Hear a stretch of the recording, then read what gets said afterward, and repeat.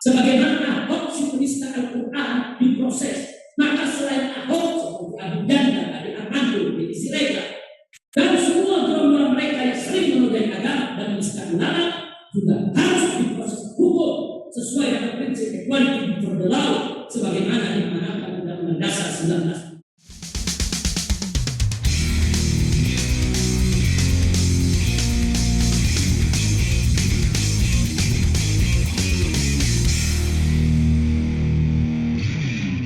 Hari ini sidang terhadap Rizik Syihab memasuki babak pembacaan pembelaan oleh terdakwa. Dan Rizik Syihab membacakannya sendiri tanpa didampingi oleh pengacaranya. Dia sepertinya sudah menulis lama waktu nggak bisa tidur di dalam sel karena panas dan banyak nyamuk di sana. Menarik melihat pembelaan Rizik di depan hakim. Kayaknya itu bukan pembelaan sih, tapi lebih kepada curhat Rizik di depan hakim. Rizik cerita, dia didatangi banyak pejabat negara waktu sedang di Saudi. Salah satunya Tito Karnavian yang pada waktu itu masih menjadi Kapolri. Di depan Tito, menurut ceritanya Rizik, dia diminta untuk tidak membuat kerusuhan saat Pilpres 2019. Dan Rizik setuju dengan beberapa syarat. Salah satu syaratnya adalah saya dan beberapa teman-teman aktivis media sosial harus dipenjara karena dianggap sering sekali menista agama. Dan lucunya lagi, Rizik menganggap saya adalah bagian dari intelijen untuk menghancurkan dia.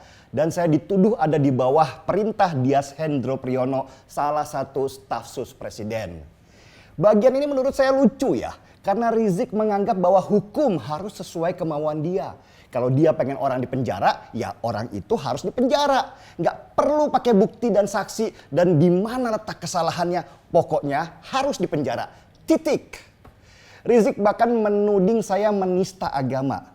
Menista agama di mananya? Bukankah Rizik yang sebenarnya sering menista agama orang lain? Contohnya nih ya, waktu Rizik dalam salah satu ceramahnya mengejek umat Kristen dengan perkataan, kalau Tuhan beranak, lalu bidannya siapa? Tentu itu menyinggung banyak umat Kristen, tapi dia tidak pernah dihukum tuh karena masalah itu. Rizik bilang saya di backing pengusaha dan kebal hukum. Justru Rizik yang kebal hukum karena tidak pernah diproses waktu dia menghina Pancasila menjadi pantat gila dan pantat Cina.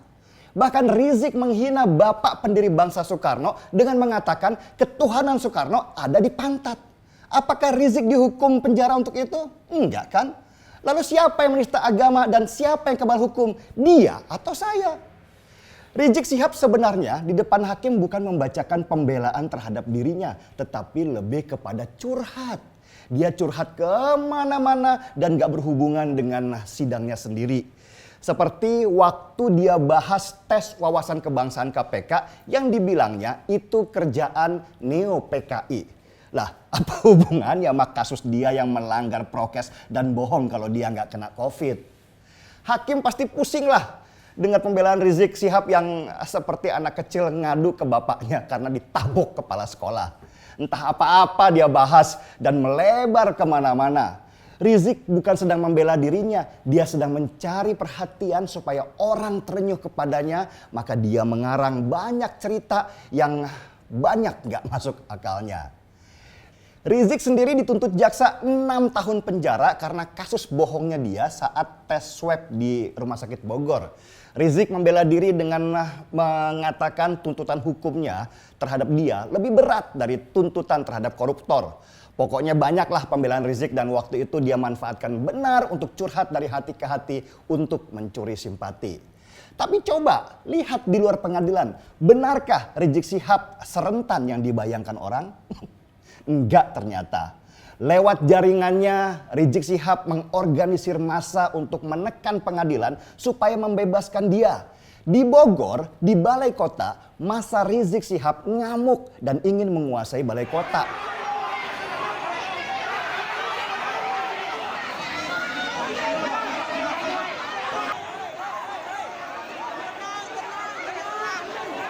Mereka berbuat rusuh seperti ingin menyandera Balai Kota Bogor sebagai bagian dari pertukaran dengan kasusnya Rizik. Ini pola standar mereka dan saya mengenalnya dengan model trial by mass atau pengadilan oleh massa. Mereka menggunakan kekuatan massa untuk menekan aparat dan untuk mempengaruhi keputusan pengadilan. Bahkan ada sebaran nomor HP jaksa penuntut Rizik oleh akun anonim di media sosial. Belum ada kabar lanjut apakah nomor itu beneran punya jaksa atau bukan, tapi kita melihat bahwa cara mereka dalam menekan hukum sangat barbar dan tidak menghormati proses pengadilan. Cara-cara seperti ini yang akan terus mereka lakukan apalagi ketika mereka kelak berkuasa di negara ini. Polisi sendiri sudah menangkap 5 orang pendukung Rizik yang bergerak mencurigakan di depan Pengadilan Negeri Jakarta Timur. Dan masih hangat di kita penangkapan para pelaku bom condet yang memang ingin buat kerusuhan waktu sidang Rizik. Apakah kita mau ditekan oleh mereka dengan tekanan massa seperti itu? Saya menolak dengan keras. Dan saya yakin polisi, hakim, dan jaksa juga menolak tekanan-tekanan seperti itu.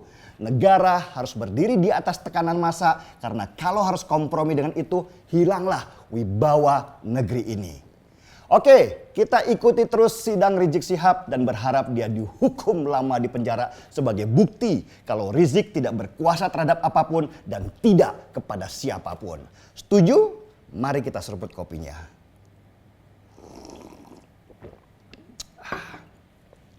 Gaspol. Bismillahirrahmanirrahim. Assalamualaikum warahmatullahi wabarakatuh. Waalaikumsalam warahmatullahi wabarakatuh. Ya, dengan segala hormat, dengan ini kami dari Bogor meminta kepada para hakim yang saat ini sedang mengadili Habib Muhammad Rizik Syihab tentang kasus yang dipersangkakan, dan itu kasusnya adalah nuansanya politik balas dendam. Karena itu dari fakta-fakta persidangan, dari saksi-saksi baik pihak saksi yang diajukan oleh jaksa penuntut maupun saksi ahli dari pihak terdakwa, semuanya menyatakan dan sangat-sangat nyata bahwa Habib Rizik tidak bersalah. Oleh karena itu kami minta kepada para hakim supaya Anda menegakkan keadilan secara benar atas nama Allah Subhanahu wa taala. Kalau Anda membebaskan Habib Rizik Syihab, insya Allah orang-orang yang selama ini tidak berbuat dolim, dari wali kota, dari polisi, dari kejaksaan, dan siapapun juga, maka tertutup kemungkinan itu dan Anda sebenarnya adalah menyelamatkan semua pihak, termasuk menyelamatkan bangsa Indonesia dari segala keburukan-keburukan. Oleh karena itu kami minta kepada para hakim, bebaskan Habib Rizik, ketuk palu Anda, karena palu Anda adalah palu keadilan yang mewakili Allah Subhanahu wa taala. Demikian pesan kami, mudah-mudahan didengar dan mudah-mudahan Allah meridhoi serta membebaskan Anda dari pertanggungjawaban nanti di akhirat. Terima kasih. Assalamualaikum warahmatullahi wabarakatuh. Waalaikumsalam warahmatullahi wabarakatuh.